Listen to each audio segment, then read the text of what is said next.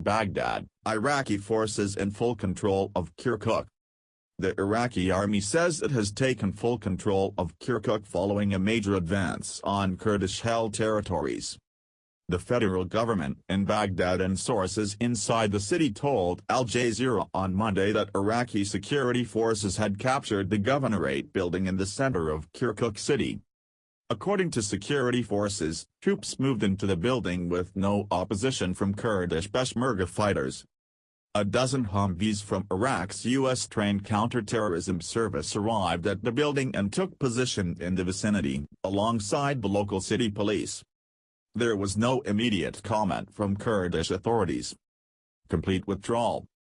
The advance was part of a major operation to retake the oil-rich province, amid an escalating dispute in the wake of a controversial September 25 referendum on Kurdish secession that Baghdad had declared illegal. The Iraqi army said on Monday it had seized control of the city's airport, in addition to an oil field, the strategic K-1 military base and the Tazak-Hormata district southeast of Kirkuk. As the Iraqi army advanced, thousands of people, including civilians and Peshmerga fighters, fled the disputed multi-ethnic city, home to about 1 million Arabs, Kurds, Turkmen, and Christians. Kurdish forces had previously vowed to defend Kirkuk, and for 3 days they were locked in an armed standoff with Iraqi government troops and allied Iranian-backed paramilitaries known as Popular Mobilization Forces, PMF, on the outskirts of the city. It seems to be a complete withdrawal from the Peshmerga inside and around the city, said Al Jazeera's Charles Stratford, who followed Monday's events from the outskirts of Kirkuk. He noted that what was really surprising was the speed with which Kirkuk had fallen, as it took Iraqi forces only about 15 hours to capture the city. A lot of people were very angry with this withdrawal, Stratford said. Standing by the side of the road, there were Peshmerga fighters demanding that their colleagues went back to Kirkuk and continued to try and defend it.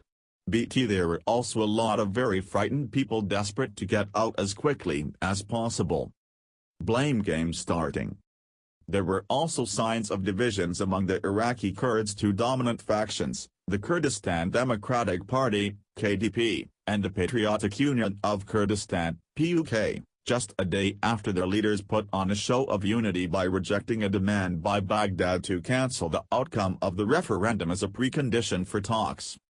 In a post on Twitter on Monday afternoon, Peyman Horami, special assistant to Masoud Barzani, president of the Kurdish Regional Government, KRG, and KDP leader, posted on Twitter what he said was a statement by a main Shia militia group thanking PUK members for their cooperation in helping with the withdrawal from some of the areas around Kirkuk. The sense of surprise, after Kirkuk's fall, among the KRG must be quite incredible, Stratford said. It's also interesting that we are beginning to hear the blame game starting, he added.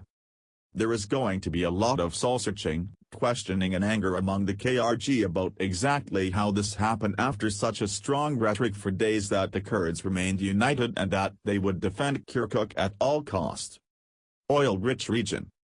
Kurdish Peshmerga forces took control of oil-rich Kirkuk after the Iraqi army fled from a major offensive by the Islamic State of Iraq and Levant, ISIL, also known as ISIS, group in 2014. Since then, there has not been an agreement between the KRG and the federal government in Baghdad about who should control the area, and benefit from its vast oil wealth. Tensions between the two sides have been running especially high since Iraqi Kurds overwhelmingly voted for secession in last month's referendum. The non-binding poll was held in areas under control of the KRG and in a handful of disputed territories, including Kirkuk. Shortly after the referendum, the Iraqi parliament asked Prime Minister Haider al-Abadi to send troops to Kirkuk and take back control of the region's oil fields.